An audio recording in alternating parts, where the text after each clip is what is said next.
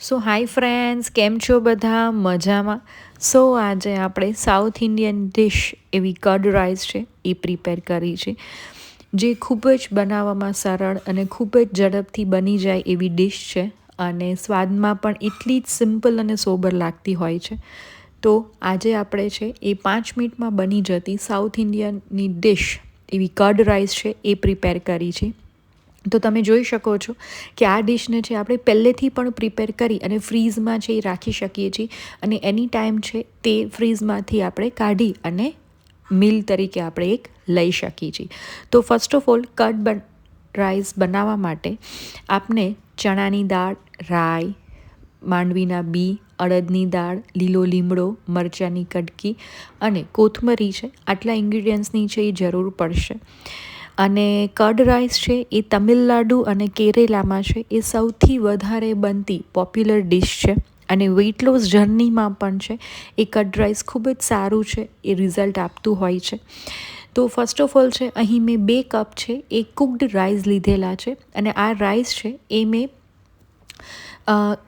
આગળથી બનાવી અને પ્રિપેર કરી રાખેલા છે. તો અહીં 2 કપ છે હું રાઈસ લઉં છું. ત્યાર પછી તેની અંદર સ્વાદ પ્રમાણે હું નિમક એડ કરું છું અને તેને પ્રોપર રીતે છે એ આપણે મિક્સ કરતા જઈએ છીએ અને હલાવતા જઈએ છીએ અને આ રીતે છે આપણો રાઈસ છે એને થોડુંક મેશ કરતા જઈએ છીએ, બિકોઝ કર્ડ રાઈસ છે એ એમાં છૂટો રાઈસ હોતો નથી, એટલે થોડુંક આપણે તેને મિક્સ કરતા જઈએ છીએ. ત્યારબાદ એની સામે મેં અહીં 1.5 કપ છે એ ઘરનું જ મેં દહીં લીધેલું છે. તમે આ રીતે છે એ દહીં લઈ શકો છો અને દહીંની અંદર છે હવે આપણે રાઈસ છે એ આપણે એડ કરી છે અને તેની સાથે છે તેને પ્રોપર રીતે મિક્સ કરી લઈ છીએ. તો આ રીતે છે તેની આખી પ્રોસેસ છે અને કર્ડ રાઈસ છે એ આપણા ડાયજેશન સિસ્ટમને પણ છે એ ખૂબ જ સરસ રીતે ઇમ્પ્રૂવ કરે છે. ઇવન કર્ડ રાઈસમાં હાઈ ઇન કેલ્શિયમ, પ્રોટીન અને ઘણા બધા એન્ટીઓક્સિડન્ટ છે એ આવેલા હોય છે.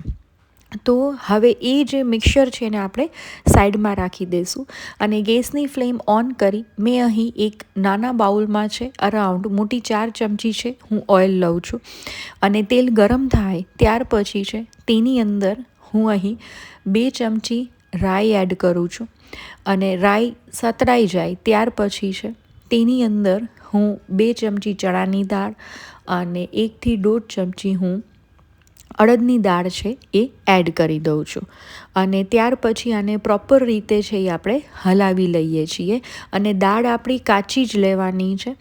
તો તેને છે એ પ્રોપર રીતે આપણે તેલમાં આ રીતે હલાવતા જઈએ છીએ અને સાતરતા જઈએ છીએ, જેથી કરીને તેની કચાશ છે એ દૂર થઈ જાય. અને કર્ડ રાઈસ છે એમાં ગુડ બેક્ટેરિયા આવેલા હોય છે, જે બેક્ટેરિયા છે તેને આપણે પ્રોબાયોટિક પણ કહી શકીએ, જે આપણા ડાયજેશન સિસ્ટમને છે એ ખૂબ જ ઇમ્પ્રૂવ કરે છે. તો આ ડિશ છે એ ખૂબ જ સરસ અને ખૂબ જ સિમ્પલ રીતે છે એ તૈયાર થાય છે.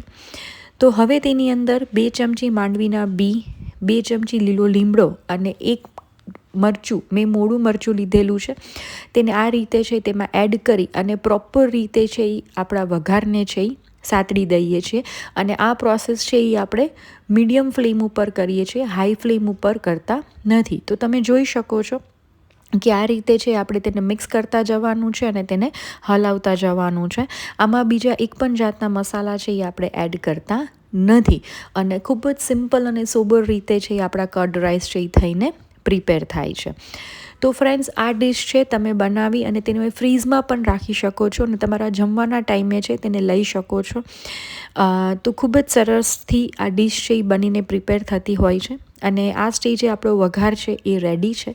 હવે આપણું જે દહીં અને રાઈસનું મિક્સર હતું એની અંદર છે એ આપણે આ વઘારને છે એ એડ કરી દઈએ છીએ અને પ્રોપર રીતે છે તેને મિક્સ કરી દઈએ છીએ. તો અહીં મેં સિમ્પલ ઓથેન્ટિક રીતે જે રીતે સાઉથ ઇન્ડિયનમાં છે એ કર્ડ રાઈસ બનતા હોય છે તે લીધેલા છે.